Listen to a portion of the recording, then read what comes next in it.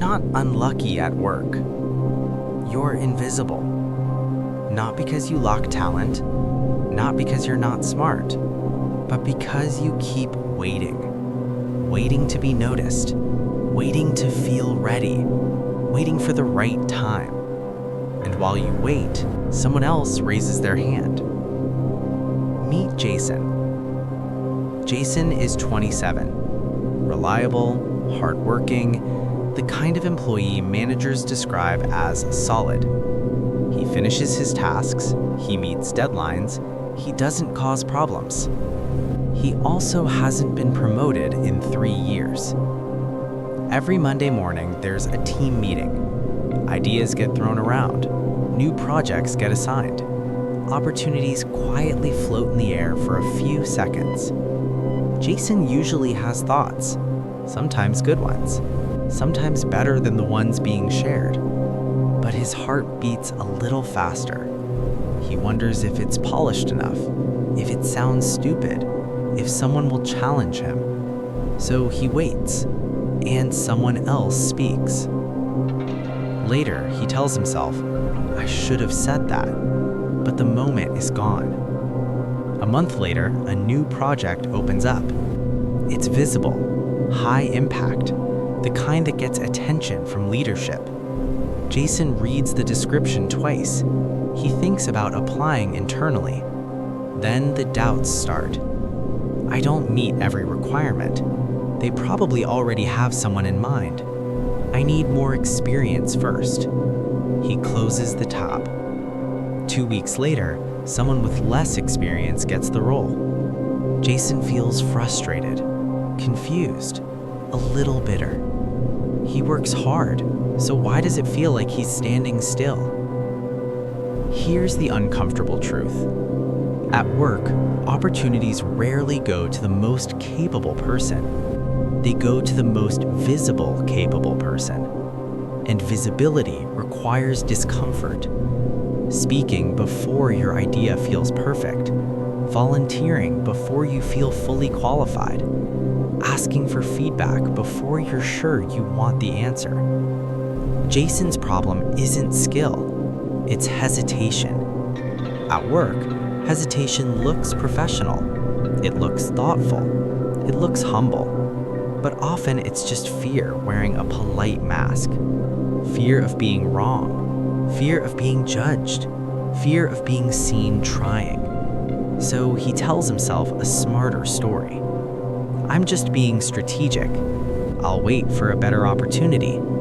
I don't want to seem desperate. But waiting has a cost. In meetings, silence gets interpreted as lack of ideas. In performance reviews, doing your job well gets described as consistent, not leadership potential. When promotions are discussed behind closed doors, the names that come up are the ones people remember. And people remember movement, not potential. The invisible damage builds slowly. Jason starts doubting himself. Maybe he's not leadership material. Maybe he's just meant to execute. Maybe he's overestimating his abilities. His confidence shrinks to fit his behavior. Then something small happens. During a meeting, his manager asked, "Does anyone want to take ownership of this?" There's a pause. Not long, but long enough. Jason feels that familiar tension in his chest. His brain starts racing. You're already busy. What if you can't handle it? What if you fail publicly? He almost looks down at his notes.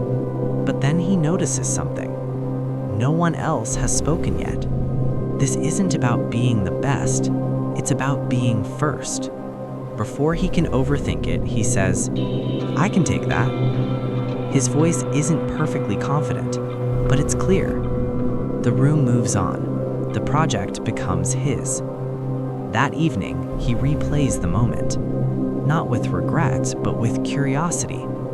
Nothing terrible happened. No one laughed. No one questioned his competence. They just accepted it. That's when he realizes something important. Most opportunities aren't stolen. They're unclaimed. Over the next few weeks, he experiments. In meetings, he speaks once, even if it's just to build on someone else's idea. When he completes a project, he sends a short summary to his manager outlining the impact, not to brag, just to make the work visible. When a cross-team initiative opens up, he applies, even though he only meets 70% of the criteria. He doesn't transform overnight. He still feels nervous, still overthinks, still worries about perception, but he acts anyway. And slowly, something shifts. People start associating his name with ownership. His manager begins asking for his input directly. Colleagues loop him into early-stage ideas instead of after decisions are made. Not because he became more talented, because he became more visible. Here's the part most young professionals miss. Your career is not just built on competence, it's built on signals. Speaking signals confidence. Volunteering signals initiative. Sharing progress signals ownership. Silence signals uncertainty, even when that's not what you intend.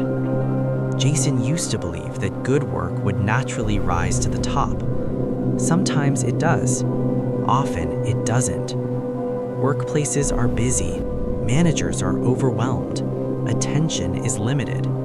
If you don't attach your name to opportunities, your name won't be attached to outcomes. The turning point wasn't a promotion, it was a mindset shift. He stopped asking, "Am I ready for this?"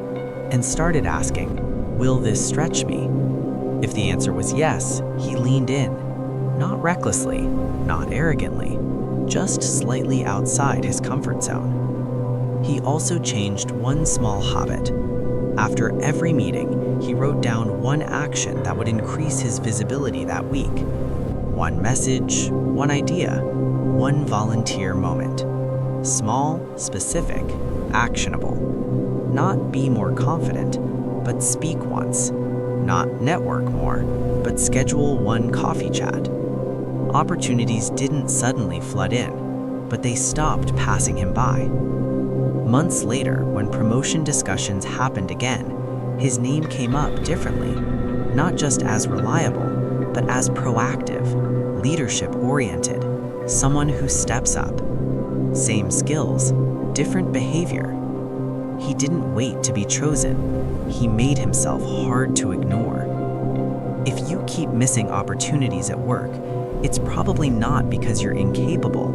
It's because you're invisible in the moments that matter. The meeting where you stayed silent, the project you didn't volunteer for, the idea you kept to yourself because it wasn't perfect. Opportunities rarely knock loudly. They appear as small pauses in conversation, open-ended questions, temporary projects no one immediately claims, and they disappear just as quietly. The next time that pause happens, notice the tension in your chest. That's not a sign to stay quiet.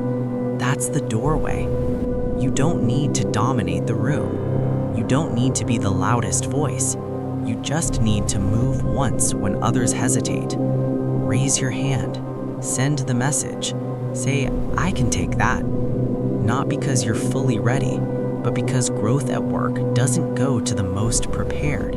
It goes to the most willing to be seen trying.